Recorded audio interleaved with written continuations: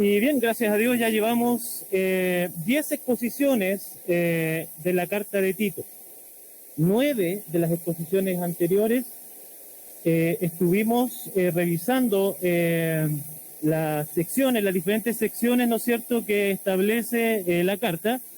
Y la número 10, que fue la anterior, ¿sí? ¿Me la saco, no? Ahí sí. Gracias por el tip. La número 10 fue un resumen general, ¿no es cierto?, de cómo Dios valora su iglesia local y cómo nosotros tenemos que reaccionar también frente a esto de valorar la iglesia local. Y veíamos que habían tres, por lo menos, formas, tres a lo menos, de cómo podemos nosotros intencionar nuestra relación hacia nuestra iglesia local, y era reconociendo primero el liderazgo bíblico, que lo vimos en el capítulo 1, atendiendo a la sana doctrina, que está en el capítulo 2, y por último viviendo en concordancia al Evangelio, que era el capítulo 3. Desde ya yo le invito a que abra su Biblia en la misma carta a Tito, porque hoy vamos a tener la segunda cara de la misma moneda, porque queremos cerrar esta reflexión, con esta reflexión la serie, y pensar un poquito de por qué, el para qué. ¿Por qué Dios quiere que su iglesia sea sana? ¿Por qué Dios quiere que el liderazgo sea sano? ¿Por qué Dios demanda, ¿no es cierto?, también que nuestra vida actúe acorde a lo que Él tiene para nosotros? No es solamente, hermanos, por lograr una comodidad de poder asistir a un lugar, ¿no es cierto?, y sentirnos bien. No es tampoco para tener un conocimiento teórico amplio acerca de la Escritura. No es solamente para eso. Porque sin duda estas dos cosas que acabo de mencionar las logramos cuando nos juntamos.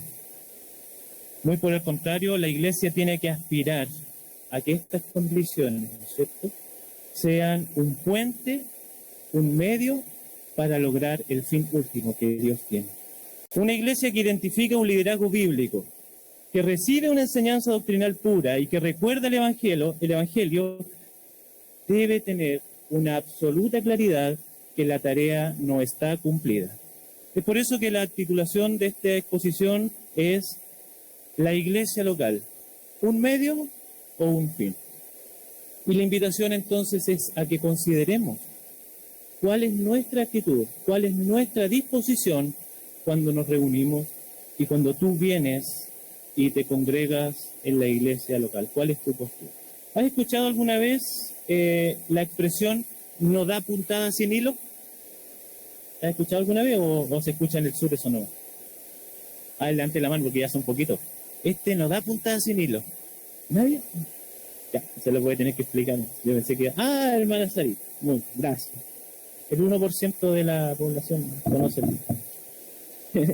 Bien, tiene relación a que alguien obra siempre con una intención, ¿ya? A eso se refiere, no da puntada sin hilo. Y generalmente esa intención está buscando un beneficio o un provecho que es personal, ¿ya? Porque ustedes comprenderán que cuando usted está cosiendo, en la costura, pasa la aguja entre las telas, pero si esa aguja no tiene hilo, es un trabajo vano, ¿no es cierto? Imagínese usted, va a coser y no le pone hilo y empieza a coser con la pura aguja, no tiene ningún sentido. Entonces, dar puntada sin hilo quiere decir que el trabajo no es provechoso. Y cuando alguien le dice no da puntada sin hilo, quiere decir que siempre tiene una intención en lo que está haciendo. Y cada vez que escucho este dicho, que bueno, no lo escucho aquí en Santiago porque nadie lo conoce, lo escucho en el sur, indefectiblemente me hace pensar en la forma en que Dios obra, siempre. Él siempre está obrando, Él siempre está actuando. Sin embargo, Él siempre está actuando para Él, para sus propósitos, para su beneficio. Y nosotros de alguna forma nos hemos internalizado que Dios vive obrando para nosotros. En nuestra mente finita y egoísta pensamos que todo lo que Dios hace lo hace en beneficio exclusivo para nosotros. Nos creemos quizás el centro del universo con Él, pero no es así. Él obra para Él, Él utiliza todo lo que hace para su propósito, para su plan, lo utiliza porque Él es el amo y el Señor del universo. El problema es que nosotros siempre nos centramos en nosotros mismos. Estamos preocupados de nuestro bienestar, estamos preocupados de nuestra disposición, estamos preocupados de nuestro enfoque y olvidamos lo que Él está haciendo. ¿Y sabes qué, querido amigo, querido hermano?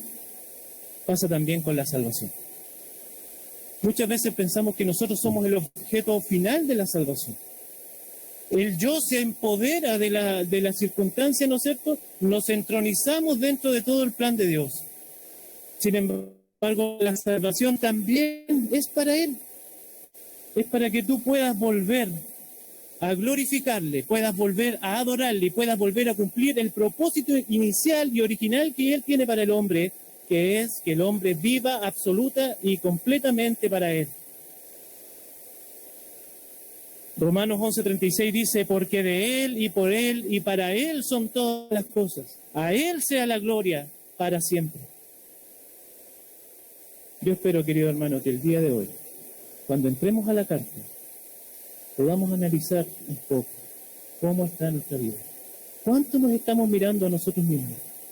¿Y cuánto estamos mirando el plan que Dios tiene para ti y para mí? Te invito a que podamos orar antes de poder entrar al texto bíblico. Señor, en esta mañana, vamos a tu presencia, Señor. Humildemente, Señor, humillados, reconociéndote como el Señor de todo. Tú reinas, Señor, sobre todas las cosas. Y en tu misericordia, Señor, has dejado tu revelación para nosotros. Como iglesia, Señor, nos queremos someter a tu voz. Queremos pedir, Señor, que sea tu Espíritu Santo el que hoy hable a nuestras vidas, el que dirija, Señor, nuestras acciones, el que lleve nuestros pensamientos a ti. Y que valoremos, Señor, qué es lo que dice tu palabra y pongamos disposición en nosotros para volcarnos hacia Él. Pedimos tu ayuda, tu dirección, en el nombre de Jesús. Amén. Tenemos la carta de Tito abierta, ¿no es cierto? Usted la tiene ahí en tu mano. Y vamos a probar esto. Muy bien. A lo largo del escrito de Tito, entonces, tú vas a encontrar que hay mucha enseñanza para la iglesia local, pero hay algo que no podemos desconocer si es que ustedes han leído la carta completa. Es que Dios se revela de una forma especial en esta carta. En la proyección van a observar una serie de versículos en el cual Dios quiere darse a conocer a su iglesia como el Salvador. Por tanto, tiene un enfoque muy especial y es lo que queremos atender un poquito el día de hoy. En el 1.3 se revela como Dios nuestro Salvador. En el 1.4, Jesucristo nuestro Salvador. En el 2.10, Dios nuestro Salvador. 2.13, nuestro Salvador Jesucristo. 3.4 dice Dios nuestro Salvador. Y por último, en el 3.6 dice Jesucristo nuestro Salvador. No debía quedar ninguna duda. Era un tema importante que la iglesia debía atender. La única fuente, la única posibilidad de salvación quedaba revelada en Dios y quedaba escondida en Dios. Dios revelándose una y otra vez, manifestando la importancia del asunto. Sin embargo, parece que nosotros le restamos un poquito de importancia a esto y no lo damos a conocer como Él mismo se quiere revelar. Y eso es lo que estaba viviendo un poquito la iglesia de Creta también. En los primeros 3 versículos, cuando Pablo se presenta en esta carta, miren cómo lo hace.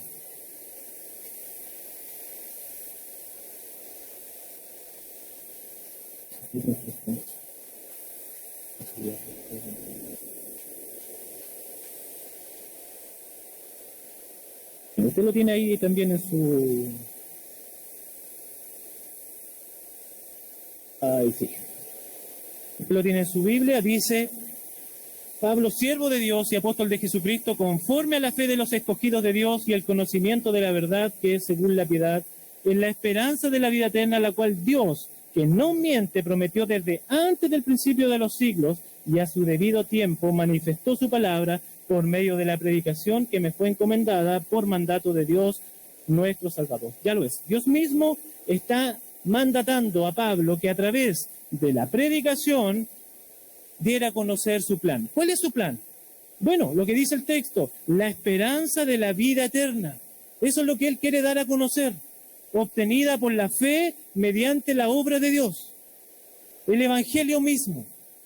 Nuestra incapacidad de volvernos a Dios resuelta en la cruz del Calvario, permitiendo que mediante Jesucristo, su sacrificio, podamos nosotros vivir vidas que sean agradables delante de Dios. Y esto es lo que hace Pablo, es encargarle a Tito que enseñe estas cosas en la iglesia de Creta, con el objeto de que sean ellos después quienes sigan adelante con la predicación de las buenas nuevas. Sin embargo, en la iglesia de Creta había un problema. Estaban perdiendo el rumbo, o ya lo habían perdido. Habían distorsionado el propósito de Dios que tenía para ellos y era necesario que Tito corrigiera esa situación. Versículo 5 dice, por esta causa te dejé en Creta. Porque había que exponer el Evangelio, pero no se estaba haciendo. La tanta importancia que tenía esta misión y este mensaje había sido olvidada. Yo quiero llevarte entonces por 3 condiciones que no debemos olvidar nosotros. Que la iglesia de Cristo debe tener siempre presente para cumplir el propósito que Dios tiene para ella.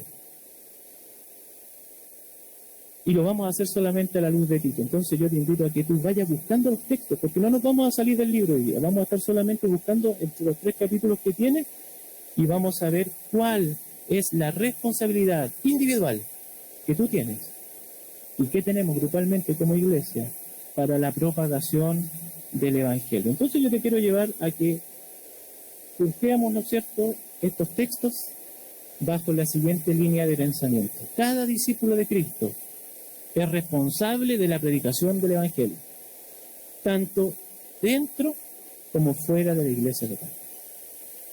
Cada discípulo de Cristo es responsable de predicar el Evangelio entre nosotros y también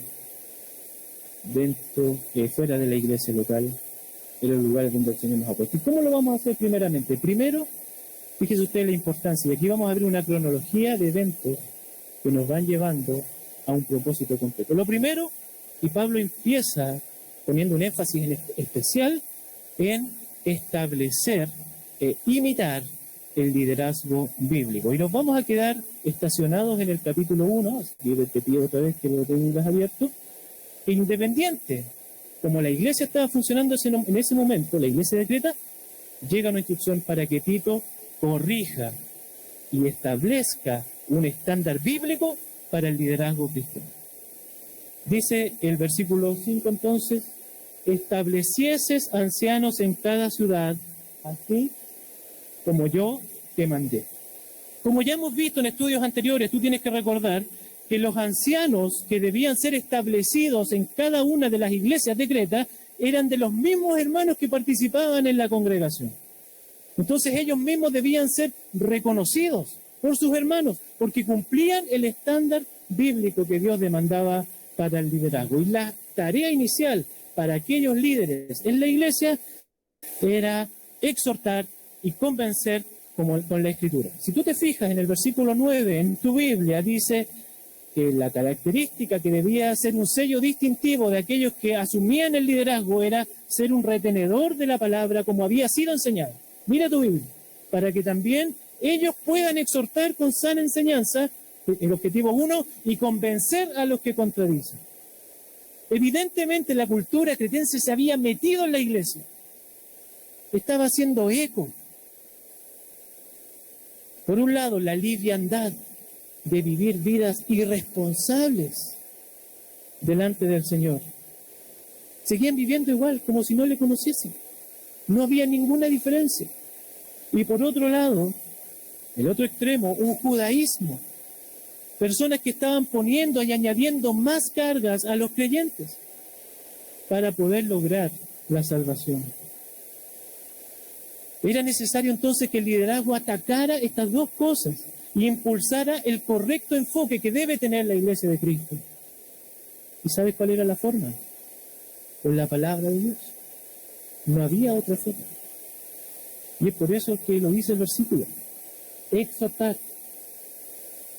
Parakaleo, la palabra griega, invitar, llamar, poner ahí en la mente, estar al lado de, hablándole acerca de.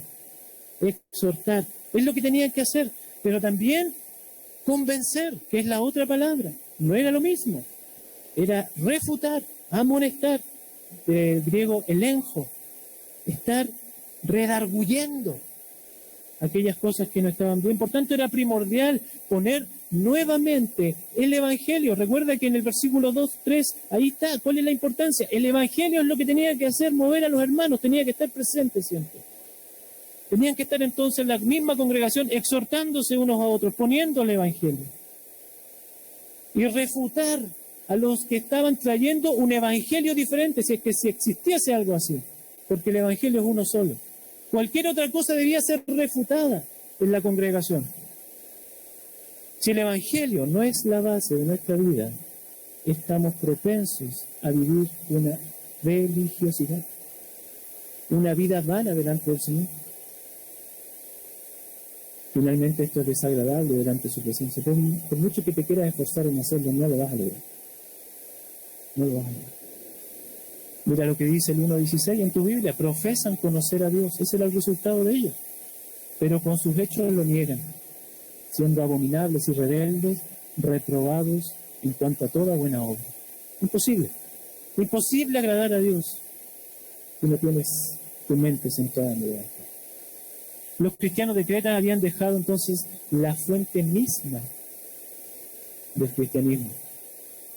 Esto es un poco ridículo, pero los cretenses vivían un cristianismo sin Cristo. Y suena ridículo, pero no es tan ridículo. Hay que reprender estas cosas. Hay que estar atentos. ¿Qué hay que hacer? Este testimonio es verdadero, dice el 1.13. Por tanto, repréndelos duramente para que sean sanos en la fe. Eso es lo que debe buscar tu reprensión hacia el hermano que se está desviando del Evangelio. Otra vez usa la misma palabra, convéncelo. Convéncelo, redargúyelo, refútalo, amonéstalo. Pon el Evangelio en su mente.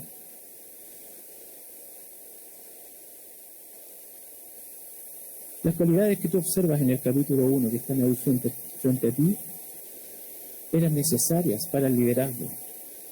Esta irreprensibilidad era necesaria porque ellos tenían que tener el respaldo para poder refutar a aquellos que contradecían. Pero también son necesarias para toda la congregación, porque es tu labor, es tu responsabilidad imitar lo que el liderazgo está haciendo cuando está caminando de la mano del Señor. Debes tener la misma irreprensibilidad, debes añorar, anhelar que tu vida sea agradable delante del Señor, para que tu testimonio respalde también todas las conversaciones que debes tener con tus hermanos. El ánimo que tienes que dar, el aliento. No debemos olvidar que la instrucción que Pablo le da a Tito en esta carta es para la iglesia, es para todos. Tito debía transmitirla a la iglesia.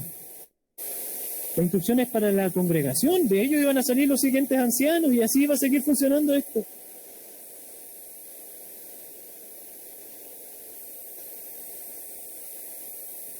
Había que comprometerse entonces con lo que el liderazgo estaba haciendo.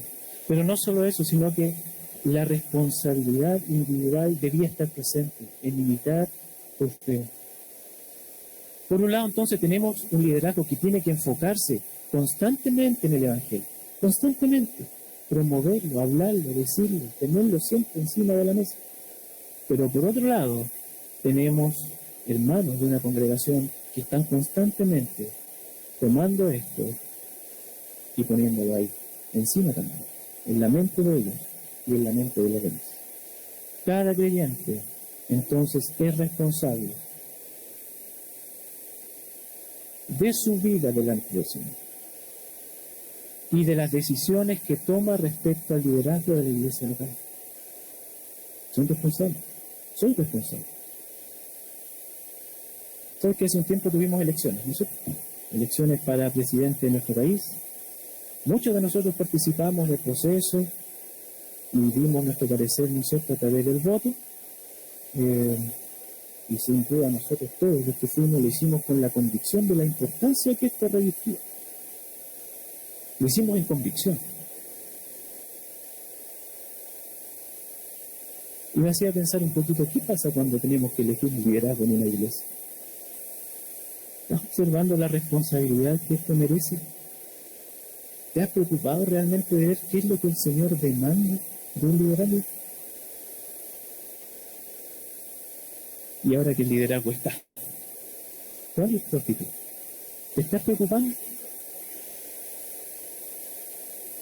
¿Estás orando por ellos? ¿Cuál es tu motivación hacia ellos? ¿Estás preocupado de que ellos también estén constantemente pensando en el Evangelio, viviendo el Evangelio? ¿Les animas cuando fallan? ¿Les exhortas cuando están equivocados? Todos nosotros somos responsables de vivir el Evangelio. En donde quiera que estemos, en la iglesia, fuera de la iglesia. Cada discípulo entonces es responsable de predicar el Evangelio dentro de la iglesia local, entre nosotros, fuera de la iglesia local. Y sabes que hay una forma que es el peldaño siguiente para hacerlo. Capítulo 2, en tu Biblia, debemos reaccionar de una forma correcta al Evangelio. 2.1 dice en tu Biblia, pero tú habla lo que está de acuerdo con la sana doctrina. En la instrucción directa a Tito, y como vimos, ¿no es cierto?, y como entendemos que también es hacia la iglesia local, había que estar hablando constantemente la enseñanza, y en este caso el Evangelio. Y lo vimos hace un tiempo atrás, ¿no es cierto?, que Pablo utiliza la palabra laleo en el griego, en el original, para decir, tú habla el Evangelio, tú habla, y ese laleo significa háblalo, constantemente, una y otra vez. Y no tiene la noción o la intención de que sea una predicación pública, como lo que estoy haciendo yo con ustedes, sino que tiene la intención de estarlo hablando constantemente en el mismo lugar donde tú estás. Entonces, si entendemos correctamente el enfoque de esta instrucción que Tito tenía que hacer a la iglesia, nos damos cuenta que cada uno de nosotros debíamos estar hablando la sana enseñanza en donde estemos. Tenemos tiempo para hablar cualquier cosa. Tenemos capacidad para hablar cualquier tema. Somos versátiles, con cultura general, para todo. ¿Y cuánto tiempo gastas en hablar el Evangelio? Bueno, eso es lo que Pablo le está diciendo a Tito. Enséñale a la iglesia que tienen que hablar el Evangelio. Todos apunten a Jesucristo con esto. La enseñanza recibida debía seguir siendo conversada. Recuerda que teníamos que poner la mente en el Evangelio en la mente de las personas. Bueno, esta era la forma, conversándolo, hablándolo. El llamado entonces es a predicarse. ¿Pero cómo? ¿Quiénes? Yo no puedo, no sé cómo hacerlo. La Escritura nos enseña. Y mira cómo nos enseña. En este capítulo pone secciones, diferentes partes de la iglesia, con diferentes responsabilidades. Y en los versículos 2 al 5, mira lo que dice, que los ancianos sean sobrios, serios, prudentes, sanos en la fe, en el amor, en la paciencia. Instrucción para los ancianos. Estos ancianos son ancianos de edad. Eso es lo que dice el texto. Son ancianos, personas mayores. Que las ancianas asimismo sean reverentes en su cuerpo. Ancianas, las personas mayores. No calumniadoras, no esclavas del vino, maestras del bien. Que enseñen a las mujeres jóvenes a amar a sus maridos y a sus hijos, a ser prudentes, castas, cuidadosas de su casa, buenas, sujetas a sus maridos para que la palabra de Dios no sea blasfemada. Estaba leyendo el capítulo 2, del 2 al 5. El primer segmento incluye ancianos, ¿no es cierto?, ancianas, personas mayores y mujeres jóvenes. Y da instrucciones de cómo seguir proclamando el Evangelio y sirviendo a los demás producto del poder de Dios en sus vidas. Los ancianos siendo ejemplos para todos, mostrando a Cristo. Las ancianas con una conducta intachable e imitable, enseñando a mujeres jóvenes cómo glorificar al Señor a través del matrimonio. Mujeres jóvenes cuidadosas de reflejar a Cristo en cada una de las facetas que han de enfrentar, trabajando por la familia para que en conjunto se glorifique a Dios, siendo el complemento perfecto para la labor del varón en el hogar. ¿Te das cuenta que ninguna de estas cosas que acabamos de mencionar y que están acá las podemos hacer nosotros mismos? Somos incapaces.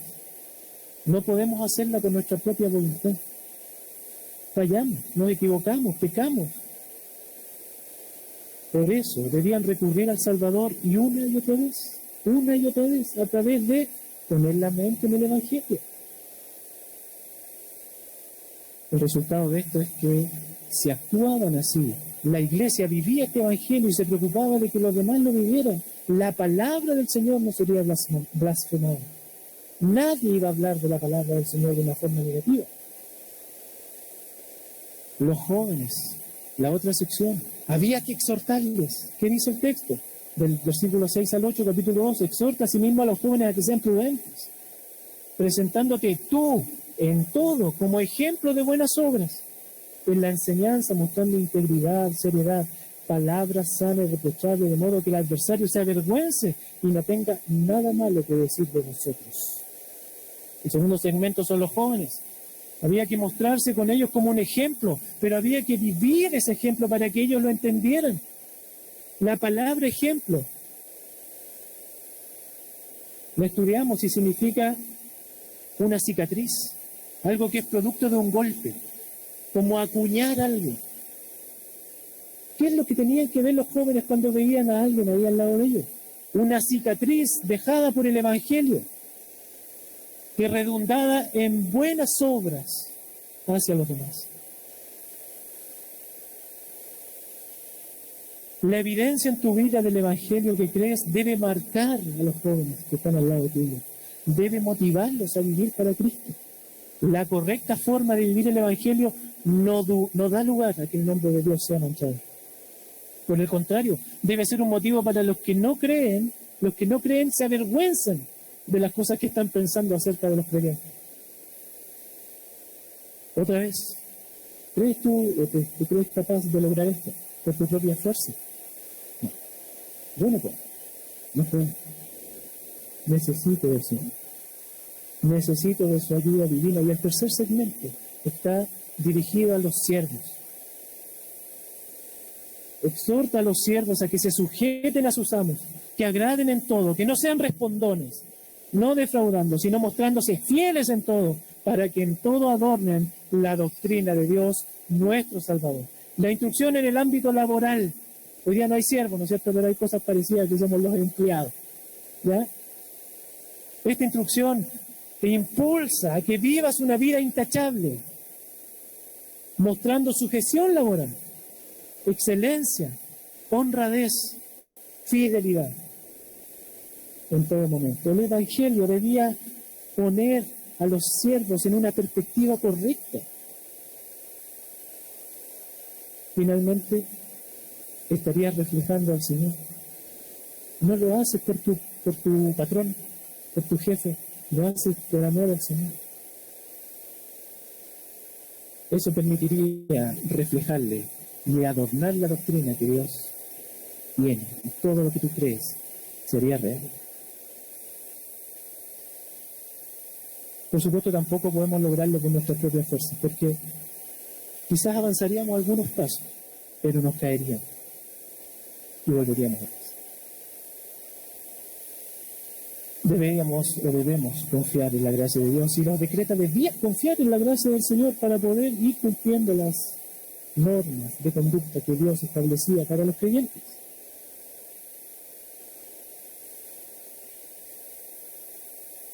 Agradecemos al Señor porque Él pone las exigencias, pero también pone los recursos para hacerlo.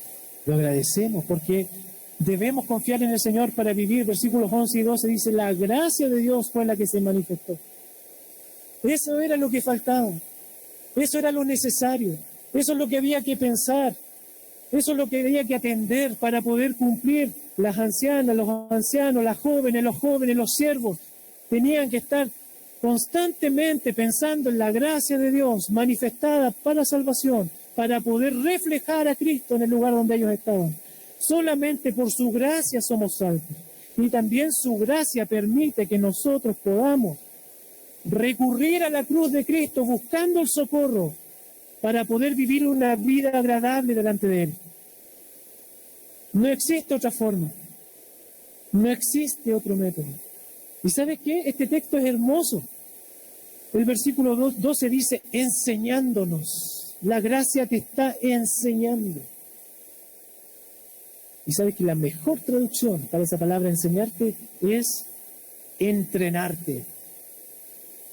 ¿Has visto al entrenador de cualquier disciplina deportiva gritándole ahí al jugador, dale, tú puedes, sí, vamos, que dale. Y el jugador ahí sale todo victorioso? Bueno, la gracia hoy día te está enseñando, no, tú no puedes. No tienes ninguna posibilidad de hacerlo. Te está entrenando, te está diciendo que no puedes hacerlo y que debes recurrir a la cruz de Cristo. Su gracia te impulsa a confiar en el Señor. Ahí sí puedes. Ahí sí hay victoria para poder vivir vidas agradables al Señor. Que nos enseña en el versículo 12 que renunciemos a la impiedad. No puedes, pero la gracia te lleva a Cristo que sí puede hacerte renunciar a la impiedad, a los deseos mundanos, para que vivas sobria, justa y piadosamente. Yo quiero decir una verdad hoy. La única forma de agradar a Dios hoy es vivir la gracia. Estar constantemente hablando del Evangelio te llevará a depender del Señor. Comprenderlo correctamente producirá el deseo de compartirlo con aquellos que están viviendo bajo la esclavitud del pecado. Nosotros somos Centro Bíblico. Por muchos años nuestra corporación Centro Bíblico ha tomado como un eje fundamental el acercarse fielmente a la doctrina y a la palabra del Señor. Contamos con un instituto bíblico. ¿Sabías? Sí, muchos de ustedes están participando en el instituto bíblico. Y aprovecho la instancia para animarles a aquellos que no lo están haciendo, lo hagan. Hermosas oportunidades para poder capacitarse para servir al Señor. Tenemos institutos bíblicos, tenemos un seminario teológico como corporación, tenemos campamentos, uno de estos donde estamos hoy día, en donde se enseña la palabra y la escritura mediante diferentes actividades. Tenemos un celo hacia quienes están postulando ser pastores para que su enseñanza sea la correcta, apegada a la escritura.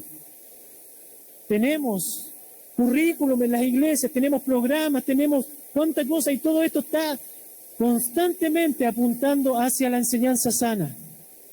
Y yo agradezco que sea así. Agradezco al Señor que sea así. Pero es todo.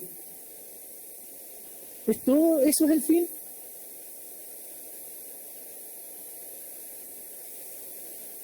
¿Qué haces tú con eso? ¿Qué estás haciendo con la enseñanza? ¿Cómo impacta tu vida el Evangelio? ¿Está impactando o ya no? ¿Estás reaccionando de forma correcta a la palabra del Señor? ¿O estás buscando por tus propias fuerzas tratar de seguir agradándole? Cuidado. Si es así, fallaste. Si estás confiando en ti, fallaste. El Evangelio te recuerda tu incapacidad. El Evangelio me recuerda mi incapacidad para adorar a Dios. Y me lleva a confiar nuevamente en Cristo, en lo que Él está haciendo. Analízate con cautela. De verdad te lo digo, hermano, en el Señor, analízate. Hay una línea muy delgada entre servir al Señor confiando en ti y servir al Señor confiando en lo que Él hace. ¿Lo estás sirviendo? ¿Estás conversando constantemente el Evangelio con tus hermanos? ¿Es tu tema? ¿Estás mostrando el Evangelio de Cristo en tu trabajo? Dios te puso ahí. No te puso ahí para que ganaras plata. Te lo da como un sustento, como una gracia, pero tiene propósitos para ti. ¿Estás mostrando a Cristo en tu vecindario? ¿O más difícil, en tu familia? No perdamos el enfoque. Tú eres responsable, yo soy responsable de la predicación del Evangelio, tanto dentro como fuera de la iglesia local, y tenemos que reaccionar de una forma correcta a su palabra. Considera entonces, mira cómo se va armando esta estructura del pasaje que vamos conversando. Todos eran responsables de tener un buen testimonio, capítulo 1. Aun cuando todos no serían ancianos o líderes de la iglesia, todos debían tener un buen testimonio. ¿Por qué? Porque todos eran responsables de cumplir una misión. Y esa misión era predicar el Evangelio y estar constantemente hablando del Evangelio. Pero ¿sabes qué? No daba lo mismo la clase de Evangelio que debían estar hablando los demás. No daba lo mismo. Y es por eso que el tercer punto, el tercer eje, nos lleva a que debemos transmitir un Evangelio bíblico. Debemos conversar un Evangelio bíblico. No lo que la gente quiere escuchar. No lo que a ti te acomode decir. Hay instrucción para esto. La distorsión del Evangelio no es algo actual, no es de hoy. Es desde que nació el Evangelio. Viene desde el inicio del cristianismo. Es por eso que debemos atender e identificar qué es lo que entendemos por Evangelio. Para esto podríamos responder una sencilla pregunta. ¿Qué es el Evangelio? Bueno, aunque sencilla, tiene grandes implicancias dependiendo de cómo quiera responderlo. Por ejemplo, vamos a graficar esto. ¿Ustedes saben qué es esto?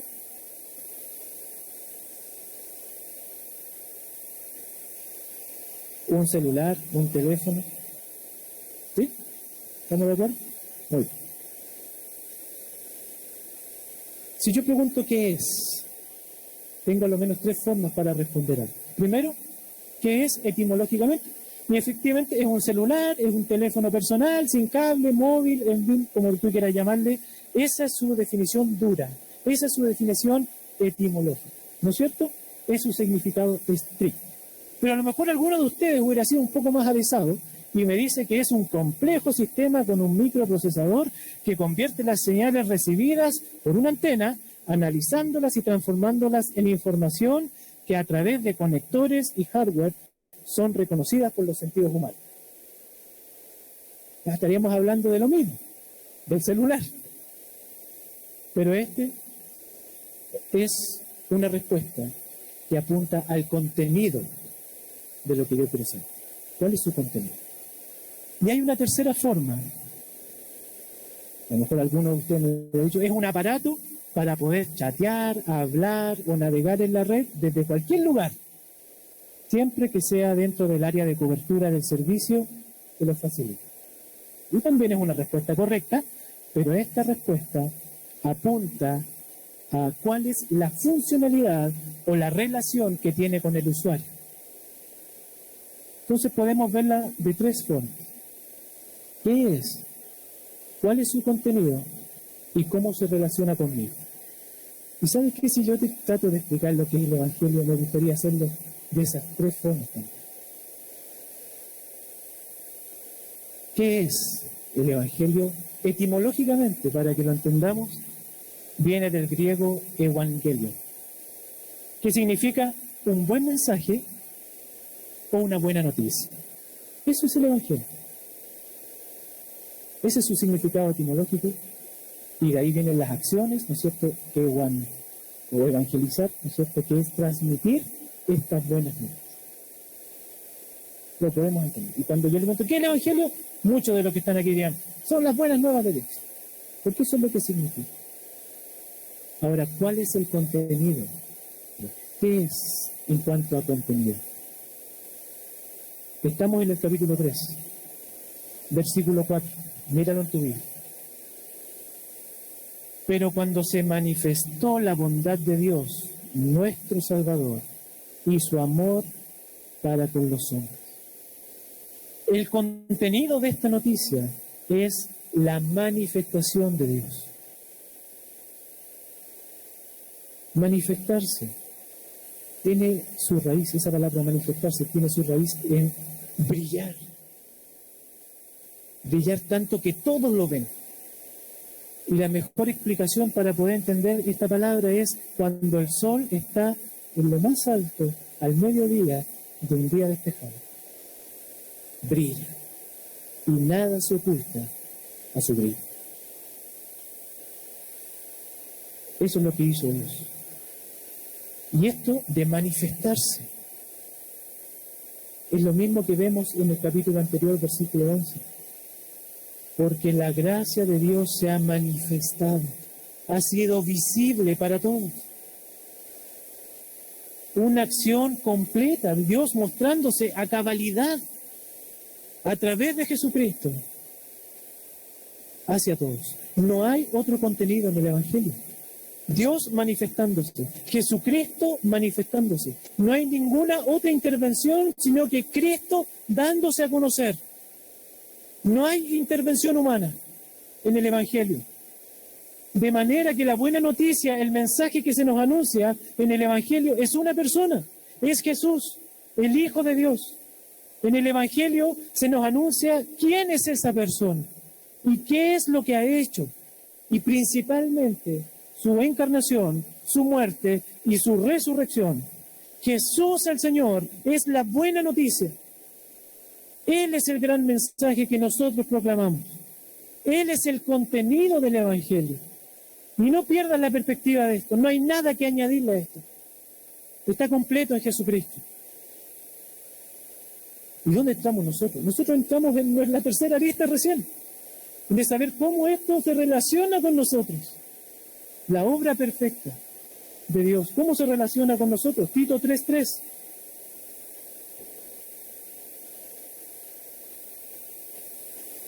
Primero, para entender cómo se relaciona con nosotros debemos entender cuál es la necesidad de que se relacione con nosotros. Y en Tito 3:3 te habla cuál es la condición humana sin Cristo.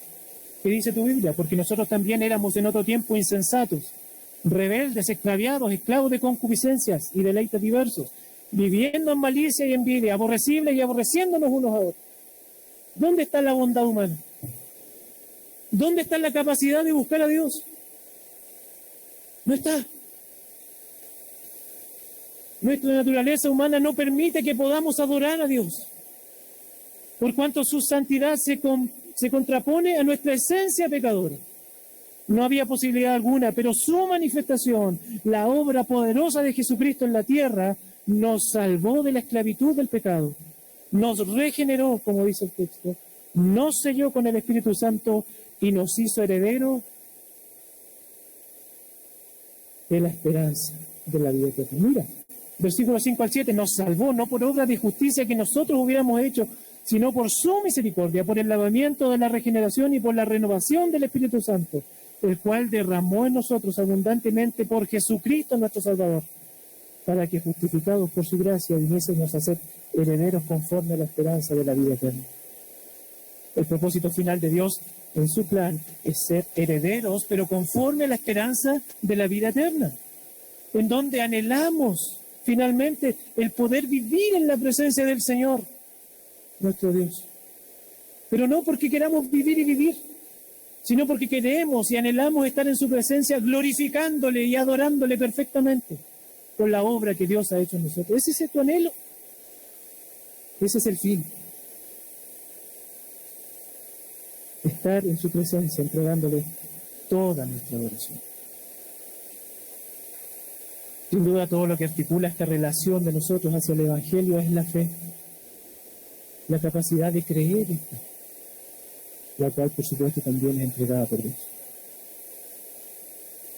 Por eso, Pablo en el versículo 8 dice, para que los que creen en Dios procuren ocuparse de mejor.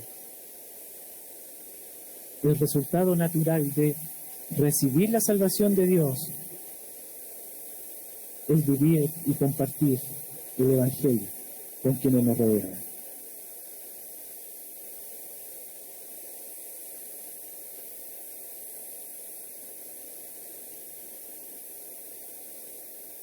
Este es el Evangelio. Es la buena noticia, la mejor de todas. La persona y obra de Jesucristo, su encarnación, su muerte, su resurrección. Jesús, el Hijo de Dios, quien es poder de Dios para salvar pecadores, librándonos de las consecuencias eternas y del poder del pecado. ¿Qué hago yo con esto? ¿Qué haces tú con esto? Versículo 8. Ahí está el 3:8. Palabra fiel es esto, es.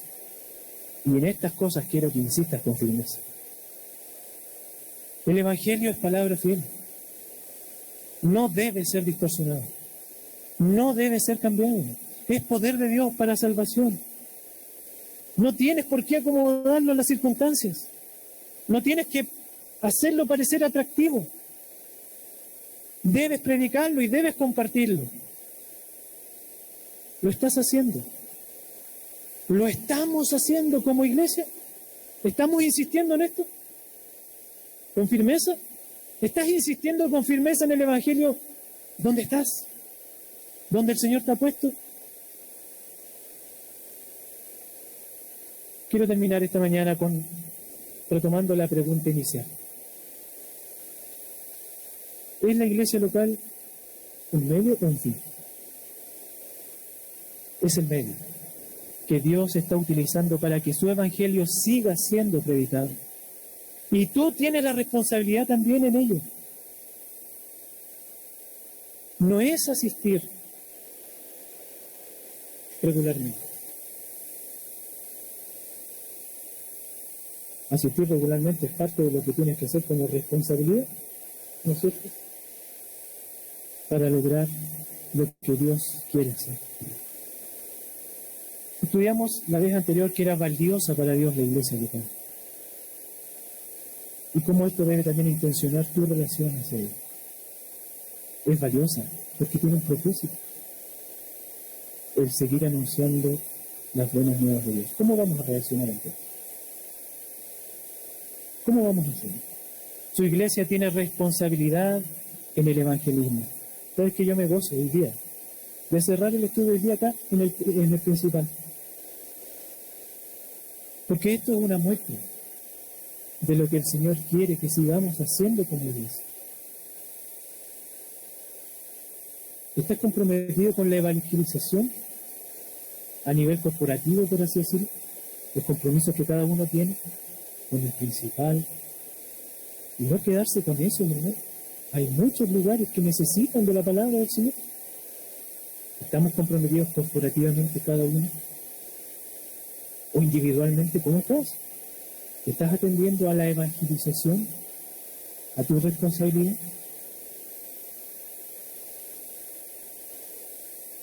Tenemos al Señor a que nos enfoquemos, y te enfoques, y yo me enfoque nuevamente en el propósito que Dios tiene contigo. Cada discípulo de Cristo es responsable de la predicación del Evangelio, tanto dentro como fuera de su iglesia local. Y atiende a los pasos, a la estructura que Dios tiene preparada para cumplir su propósito. Yo te invito a que podamos orar